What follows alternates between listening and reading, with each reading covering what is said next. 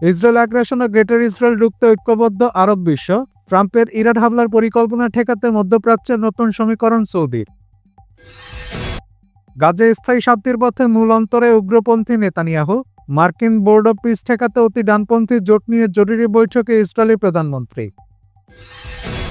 ইরানের দুর্ভেদ্য প্রতিরক্ষা কাঠামো ভাঙা অসম্ভব। ট্রাম্পের দ্বিধার ইসরায়েলি চাপের মুখে ব্যর্থ হচ্ছে পশ্চিমা সামরিক হামলা ষড়যন্ত্র।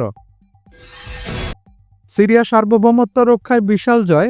ইউফ্রেটিস তীরে মার্কিন সমর্থিত সন্ত্রাসী গোষ্ঠীগুলোকে হটিয়ে কৌশলগত তারকা বিমানবন্দর পুনর্দখল করল সেনাবাহিনী।